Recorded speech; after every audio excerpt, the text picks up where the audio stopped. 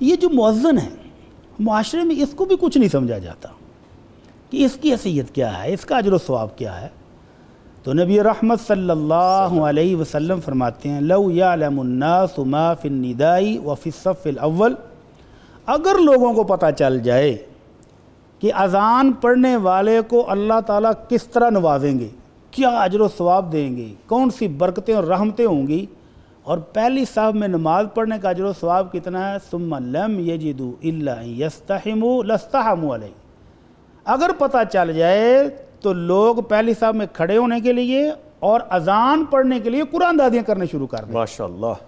اور ایسا ہوتے ہوئے میں نے کچھ دیکھا بھی ہے، کچھ مساجد میں نے دیکھا کہ جب لوگوں کو پتہ چلا کہ اذان پڑھنے والے کی اتنی شان ہوگی قیامت والے دن، تو وہاں پر باقاعدہ قرآن دادیاں ہوئیں، ظہر کی اذان میں پڑھوں گا، فجر کی فلاں پڑھے گا، عصر کی فلاں پڑھے گا، مغرب کی فلاں پڑھے گا، جمعے والے دن باقاعدہ میں نے لوگوں کو جگڑتے ہوئے دیکھا، میری باری تھی آج۔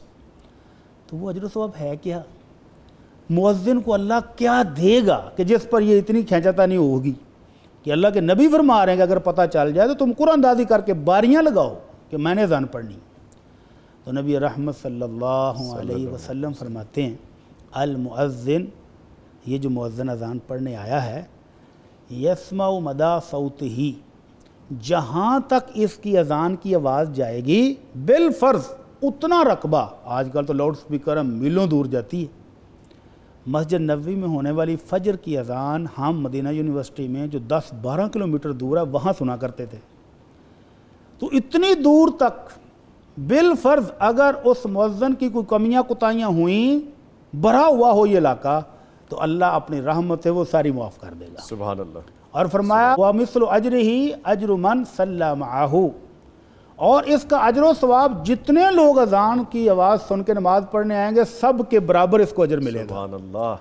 کتنا خوش نصیب ہے۔ اور ہم کہہ دیتے ہیں جی وہ ملا کی دوڑ مسجد تک، وہ بڑے خوش نصیب ہیں جن کی دوڑیں مسجد کی طرف ہیں۔ بیوٹیفل۔ تو جو دوڑ لگا کے آ گیا اذان پڑھنے کے لیے، اللہ کے نبی صلی اللہ علیہ وسلم فرماتے ہیں المؤذنون اطول الناس اعناقا یوم القیامہ، قیامت والے دن اللہ ان کو قد کاٹ دوسروں سے بلند دے گا، دور سے پہچانے جائیں گے یہ لوگوں کو بلانے والے مسجد میں یہ مؤذن جا رہے ہیں، ان کو اللہ سرداری عطا فرمائے گا قیامت والے دن۔ ماشاءاللہ۔ اور اللہ کے نبی صلی اللہ علیہ وسلم نے جو بندہ مسلسل اذان پڑھے، فرمایا من اذن 12 سنہ وجبت لہ الجنہ، جو بندہ 12 سال اذان پڑھے اس کے لیے جنت واجب ہو گئی ہے۔ سبحان اللہ۔ اور ہر اذان روزانہ 5 اذانیں پڑھتا ہے تو 60 نیکیاں اور اقامت کی 30 نیکیاں۔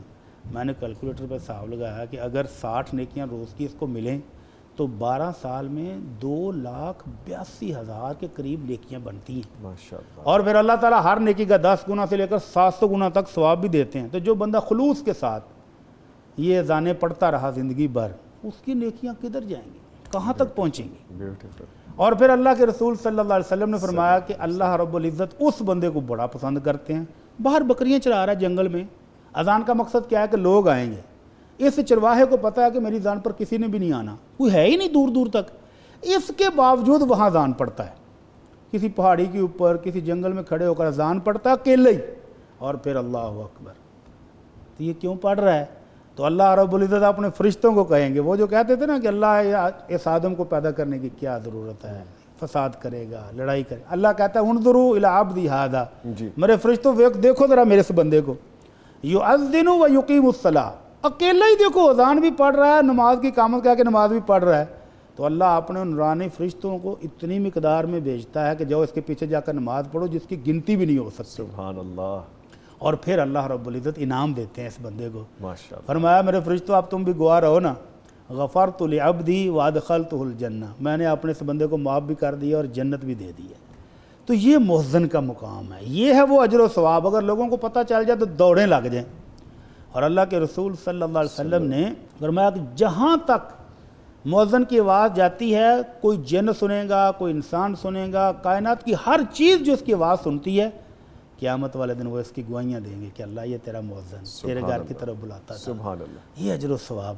اور ایک روایت میں فرمایا یہ اذان پڑھنے والے کے نہیں ہیں، جو اذان سن کے مؤذن کی طرح کہے اللہ اکبر اشہد ان لا الہ الا اللہ اشہد ان محمد رسول، اذان کا جواب دیتا ہے، اور جب وہ کہتا ہے نا اینڈ پر جا کر لا الہ الا اللہ، دل سے اس کی آواز نکلتی کہ میرے اللہ کے سوا کوئی نہیں، تو اللہ اذان کے جواب دینے والے کو بھی معاف کر کے جنت دے دیتا ہے۔ سبحان اللہ۔